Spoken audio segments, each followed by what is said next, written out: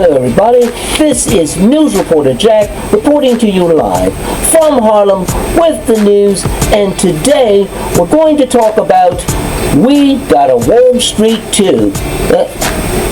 I know we have Wall Street in New York, and that's a big thing, and I also understand there was another Black Wall Street in Durham, North Carolina.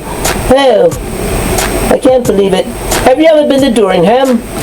Oh, okay. Well, we're going to find out just what's going on, and we're going to, first, I'm going to remember it this week, we're going to talk to Youth Pastor, what was his, oh, I remember, Youth Pastor Emmanuel. He's going to talk to us first, then we're going to go to Central Park to find out just what's going on. I'm sorry, everyone. Have a good day. Hello everybody, I'm Youth Pastor Emmanuel, and as News Reporter Jack just stated, I am here to talk about 2 Corinthians 9, 6 through 8, and also just to let you know, we got a Wall Street too. Well, 2 Corinthians 9, 6 through 8 is what I want to talk about, and I'm going to tell you how that's related to Black Wall Street. Goes like this. Paul was writing the church in Corinthians. Remember this, whoever sows sparingly will also reap sparingly. Whoever sows generously will also reap generously. Each of you should give what you have decided in your hearts to give, not reluctantly or under compulsion, for God loves a cheerful giver, and God can bless you abundantly, okay, so that in all things, and he will do that with all things, you'll have need for nothing, and you'll abound in every good works. So, and let me say that again, so that in all things, always, okay, so that in all things, always, I know I'm repeating, having all that you need, you will abound in every good work. Now, to sow means we spread seeds on the ground, and seeds must be taken care of, and if we don't take care of them, they will die. Now, seeds are when you want to grow plants or vegetables or things like that. That's why we plant seeds in the earth. Now, a seed is a small thing, but it grows into something big. Because when we give to God's plan, remember, we're giving to a plan that's bigger than ourselves and bigger than the vision that we have. Well, that means the things we hope for and wish for. Okay? So, now, the Christian church really needed help, and they needed some help in a place called Macedonia, and Paul was coming by to collect things so that he could help out the Christian church in Macedonia. Well, the people in Corinth were really excited about helping them out, and they gave, and Paul was encouraging them to give bountifully. The Christian church was not very popular, and it was very self-supporting. So, that's what they had to do. And also, as it relates to Black Wall Street, you have to understand that African Americans in the 1800s and early 1900s, they weren't popular. And when I say they weren't popular, that means this. People did not like others because they were African Americans. And we're going to learn today the struggles about Black Wall Street in Durham, North Carolina, and how they overcame many things. And just as the church overcame many things, we're going to also learn that the African Americans of Durham, North Carolina overcame a lot. So, let's go see Mr. Antonio, this time in Central Park. Can you believe that? Hey, I have an idea. Something that we can do this summer. Okay, what Delaware and I can do is we can start our own business at the Harlem Market. Yeah, we can sell video games. That would be real good at the Harlem Market. People would buy them.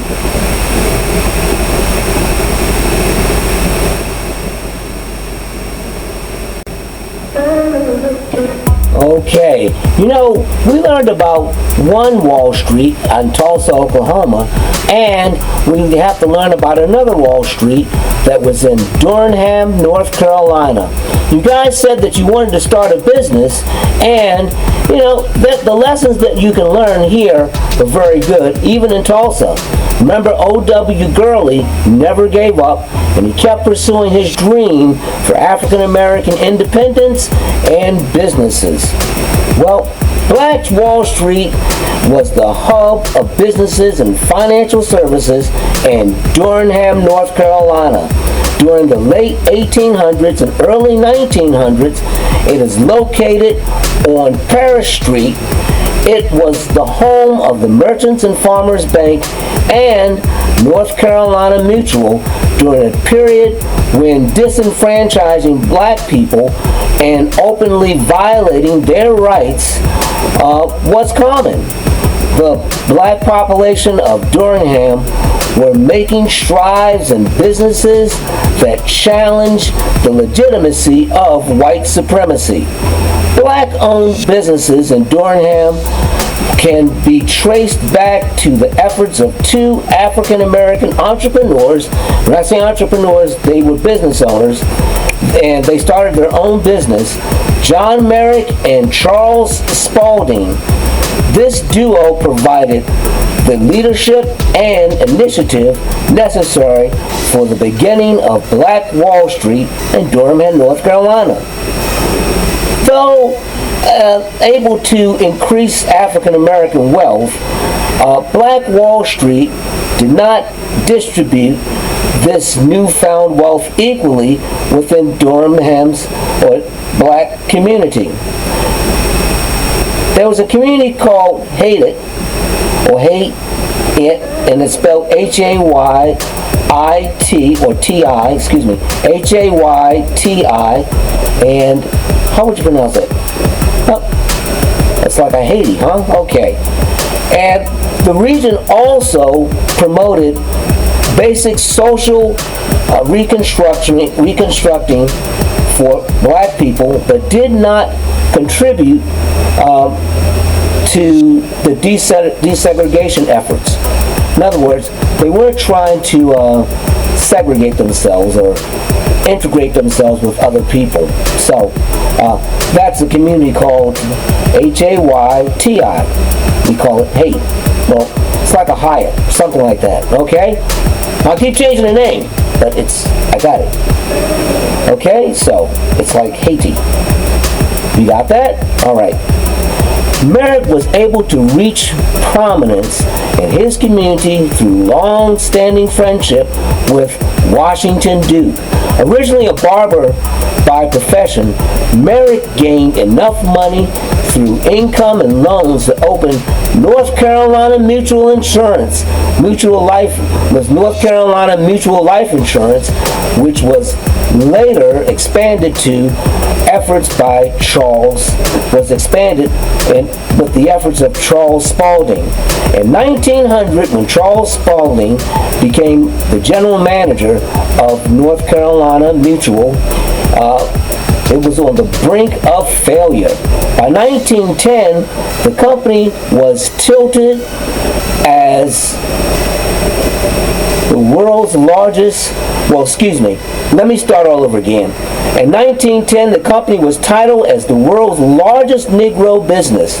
Spalding and two of the original founders, John Merrick and Dr. Aaron A. Moore, that was Spalding's uncle, were heralded in the African American community of something called, you ready for this word? It's triumvirate. Okay? Triumvirate. And this was a word that Booker T. Washington used to describe this company, and that was North Carolina Mutual. Now, he said that they were black captains of industry. By channeling their success to provide employment to fellow African Americans, these pioneering figures of Black Wall Street Okay? Everybody got that? These pioneer figures of Black Wall Street stimulated economic expansion. Black Wall Street was four blocks district in Durham, North Carolina, on Parish Street, nicknamed in reference to the District of New York. That's what they called it. Okay, because there's a district in New York called Wall Street. Although the term Black Wall Street did not become prevalent until the late 50s, its identity as an economic powerhouse for Black Americans was apparent since the late 1800s. Numerous other cities in the South had similar black centers or economic centers, including Tulsa, and Parish Street in downtown Durham was very close to the community, and that was but remember that? Haiti, remember that? Okay. Well, Haiti, that's what we call it now. Community.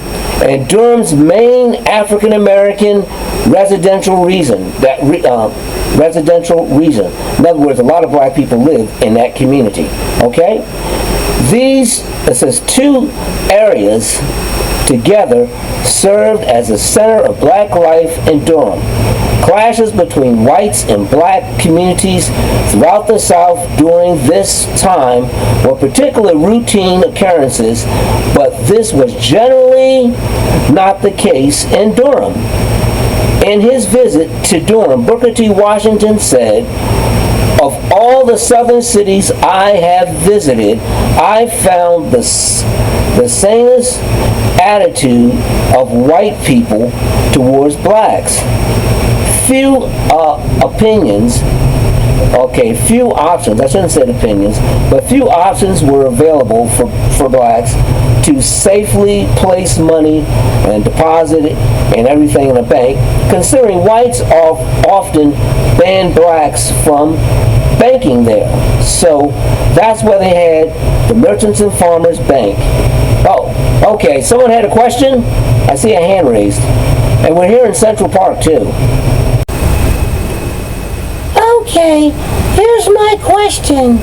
My question is, was this the first African American bank?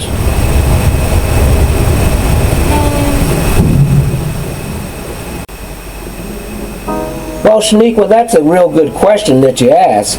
And yes, this was the first African American bank in the country. Well, not that country, but it was the first established African American bank. Now, it was Richard Fitzgerald and James Shepard established the first African American bank, and that was the Merchants and Farmers Bank, and it grew more than simply a depository for African American wealth, but became a major source of loans for blacks. The Merchant and Farmers allowed Black Wall Street to become self-reliant in terms of funding and allowing for a direct increase in the number of institutions and organizations. Within 20 years of the bank's founding in 1907, the number of black-owned businesses in Durham tripled, and the bank itself has been a profitable institution every year since it opened, even during the Depressions. The area saw an increase in population of wealth, the diversity of occupations also. By 1890, the number of African Americans in Durham was about 1,800, or 33% of the population. By the year 1910, exhibited an increase of over 200% of the total population, and the African American population increased 38% of the total. It is clear that whites were not impeding the development of this population in light of their own endeavors. All right, everybody got that? That's great. The numbers based of wealth, even was even more staggering. Now, the total valuation, in other words, what they estimated or saw as African American property in the county was about $8,696 in 1890. And that's how much the property they owned as far as the value of it, okay? By 1920, the valuation had skyrocketed to a staggering $4.2 million. And that's pretty good for that period. Even after accounting for inflation, the level of growth for Black Wall Street was incredible. Booker T. Washington mentioned in his commentary of Durham the level of vocational diversity. He talked about that. He wrote that he never seen in a city of this size so many prosperous blacksmith, wheelwrights, cotton mill operators, and tobacco factory owners among Negroes. It is important to acknowledge the fact that these aforementioned or these statistics reflected a gross number, and realistically, much of the wealth was shared among a selected few African Americans. And it wasn't the entire population. Most African Americans in Durham, they were due to financial limitations. They worked at the tobacco factories or agricultural laborers after emancipation. In other words, they still worked in cotton fields. The few that were able to enter businesses had personal connections with Merritt or one of the other founders. Even within the business owners sector, the black population reached economic status that Merritt and Spalding and Fitzgerald wanted them to reach. A majority of African American business owners realistically operated small stores specializing in certain goods that frequently did not, and you couldn't get them in other stores. They did not have huge success in selling those small goods in other stores. An official black census in 1905, it was estimated that over 75% of the revenue from Black Wall Street came from North Carolina Mutual Life Insurance and MF Bank, or Merchant and Farmers Bank.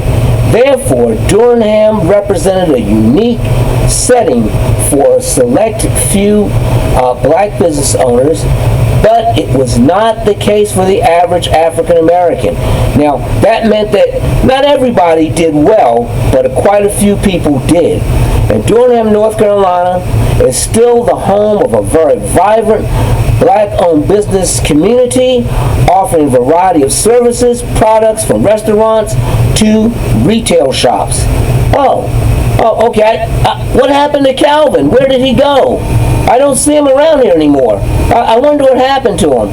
Don't tell me that he's going to try to start his own business. I wonder what he's going to do.